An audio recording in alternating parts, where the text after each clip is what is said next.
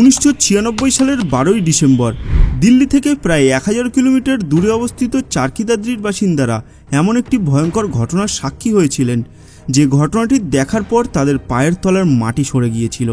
আসলে ওই দিন চারকি দাদ্রির বাসিন্দারা প্রথমে একটি বিকট শব্দ শুনে নিজের ঘরের বাইরে চলে আসেন। এরপর তারা আকাশে একটি আগুনের গোলার মতো কিছু দেখতে পান। প্রথমে তারা কিছুই বুঝে উঠতে পারছিল না যে জিনিসটি আসলে কি, কিন্তু কিছু ভালো করে বুঝে ওঠার আগেই তারা দেখতে পেলেন যে আকাশ থেকে হঠাৎ করেই জ্বলন্ত মেটালের ছোট ছোট টুকরো ঝরে পড়ছে। আর শুধু মেটালের টুকরো নয়, বরং তার সাথে সাথেই ঝরে পড়ছে ছিন্ন বিচ্ছিন্ন হওয়া মানুষের দেহের ছোট ছোট টুকরো। আসলে ওই দিন চারকি দাদ্রির আকাশে দুটি বিমান একে অপরের সাথে মুখোমুখি ধাক্কা লেগে যায়। আর এই ভয়ঙ্কর প্লেন দুর্ঘটনার ফলে ওই দিন প্রায় 349 জন মানুষ নিজের প্রাণ হারিয়ে ফেলেছিলেন। আমাদের আজকের এই ভিডিওর মাধ্যমে আমরা আপনাদের সামনে এই ঘটনার পুঙ্খানুপুঙ্খ বিবরণ পেশ করতে চলেছি। তো চলুন শুরু করা যাক। 1996 সালের 12ই ডিসেম্বর দিল্লির ইন্দিরা গান্ধী ইন্টারন্যাশনাল এয়ারপোর্টে সৌদি এয়ারলাইন্সের একটি বিমান নিজের যাত্রা শুরু করার জন্য ধীরে ধীরে তৈরি হচ্ছিল।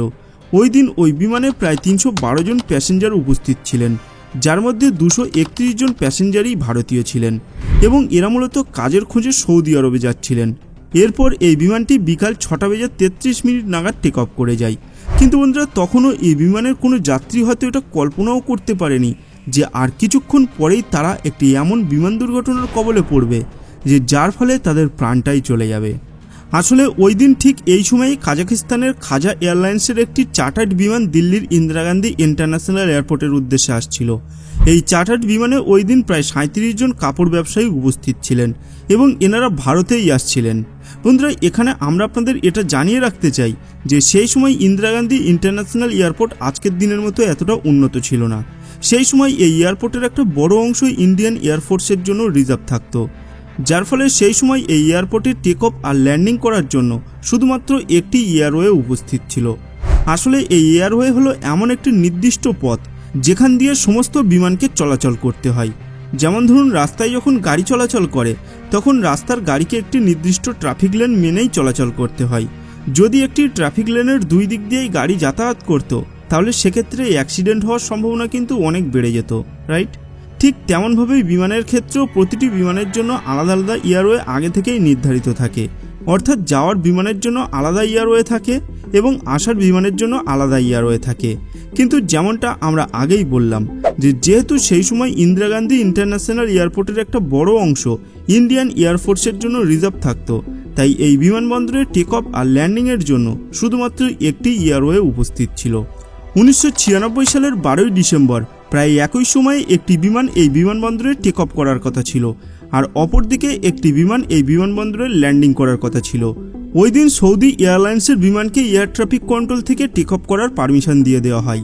ওই দিন এটিসিতে ফ্লাইট ইনস্ট্রাক্টর হিসেবে ভিকে দত্ত উপস্থিত ছিলেন। একটি এয়ারওয়ে দিয়ে যখন দুটি বিমানকে মুখোমুখি যাত্রা করতে হয় তখন সেই দুটি বিমানের মধ্যে 1000 ফুটের ভার্টিক্যাল ডিস্টেন্স থাকা জরুরি, যাতে এই 1000 ফুটের ভার্টিক্যাল ডিস্টেন্স থাকার কারণে এই বিমান সহজেই দ্বিতীয় বিমানটির নিচে দিয়ে চলাচল করতে পারে। কিছুক্ষণ পর কাজাকিস্তানের বিমানটি দিল্লির এয়ার স্পেসের মধ্যে প্রবেশ করে এবং ভিকে দত্ত দুটি বিমানকে একসাথে ইনস্ট্রাকশন দিতে শুরু করে। কিছুক্ষণের মধ্যেই সৌদি এয়ারলাইন্সের বিমানটি প্রায় 10,000 ফুট উচ্চতায় পৌঁছে যায় আর 14,000 ফুট উচ্চতায় যাওয়ার জন্য এটিসি এর কাছে ক্লিয়ারেন্স চাইতে থাকে। ভিকে দত্ত সৌদি এয়ারলাইন্সের বিমানটিকে 14,000 ফুট উচ্চতায় যাওয়ার পারমিশনও দিয়ে দেয়। সেই সময় দিল্লির এয়ারপোর্টে একটি প্রাইমারি রাডার ছিল, যে রাডারের মাধ্যমে মনিটরে শুধুমাত্র ফ্লাইটগুলিকেই দেখা যেত। কোন ফ্লাইট কত উচ্চতায় আছে বা সেই ফ্লাইটটি কত গতিবেগে চলছে তা জানার জন্য অন্য একটি রাডারের সাহায্য নেওয়া হতো, কিন্তু দিল্লি এয়ারপোর্টে সেই দ্বিতীয় রাডারটিই ছিল না। সেই সময়ের কোন বিমান কত গতিবেগে চলছে এবং সেটি কত উচ্চতায় আছে তা জানার জন্য এটিসিকে পাইলটের উপর নির্ভর করতে হতো। কিছুক্ষণ পর ভিকে দত্ত কাজাকিস্তানের বিমানটিকে 15,000 ফুট উচ্চতায় আসতে বলেন। ভিকে দত্ত কাজাকিস্তানের বিমানটিকে বলেছিলেন যে সামনে থেকে সৌদি এয়ারলাইন্সের একটি বিমান আসছে যেটি 14,000 ফুট উচ্চতায় উঠছে, তাই তিনি 1000 ফুট ভার্টিক্যাল ডিস্টেন্স বজায় রেখে কাজাকিস্তানের বিমানটিকে 15,000 ফুট উচ্চতায় ওড়ার নির্দেশ দিয়েছিলেন। এরপর তিনি নিজের রাডারের স্ক্রিনের দিকে নজর রেখেছিলেন। ওই দুটি বিমান কিছুটা এইভাবে একে অপরের দিকে এগিয়ে আসছিল এবং এক জায়গায় আসার পর এই দুটি বিন্দু একে অপরের সাথে মিলে গিয়েছিল।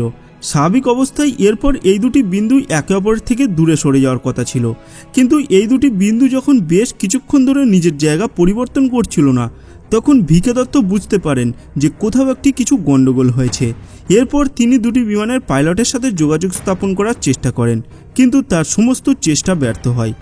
আর কিছুক্ষণ পর বিমানের ইন্ডিকেটরগুলিও রাডার স্ক্রিন থেকে হারিয়ে যায়। এরপর চারকিদাদ্রির বাসিন্দারা আকাশে একটি বিকট শব্দ শুনতে পায় এবং নিজের বাড়ির বাইরে বেরিয়ে দেখতে পান যে আকাশ থেকে জ্বলন্ত মেটাল আর তার সাথে মানুষের শরীরের ছিন্ন বিচ্ছিন্ন টুকরো আকাশ থেকে ঝরে পড়ছে। ওই সময় ওইখানে একটি মার্কিন এয়ারফোর্সের বিমান উপস্থিত ছিল, আর সেই বিমানের পাইলট এটিসিকে খবর দেয়, আমি এইমাত্র আকাশে আগুনের গোলার মতো কিছু একটা দেখতে পেয়েছি। আর এই খবরটি শোনার পর ভিকে দত্ত বুঝতে পারেন যে একটা বড় অঘটন ঘটে গেছে। এই ঘটনাটি ঘটার পর এই ঘটনাটি ঠিক কী কারণে ঘটেছিল তা জানার জন্য ইনভেস্টিগেশন শুরু হয়।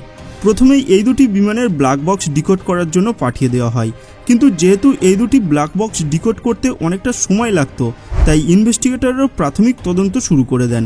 তারা ধরেই নিয়েছিল যে এই ঘটনাটি মূলত তিনটি কারণে ঘটতে পারে। প্রথমত, হয়তো কোনো ফ্লাইট এটিসি এর নির্দেশকে যথাযথভাবে পালন করেনি। দ্বিতীয়ত, হয়তো ভিকে দত্ত নিজেই কোনো ভুল ইনফরমেশন দিয়েছিলেন। আর তৃতীয়ত, হয়তো কোনো টেকনিক্যাল কারণে এই ঘটনাটি ঘটেছিল, কিন্তু প্রাথমিক তদন্তে সেই রকম কিছুই বেরিয়ে এলো না।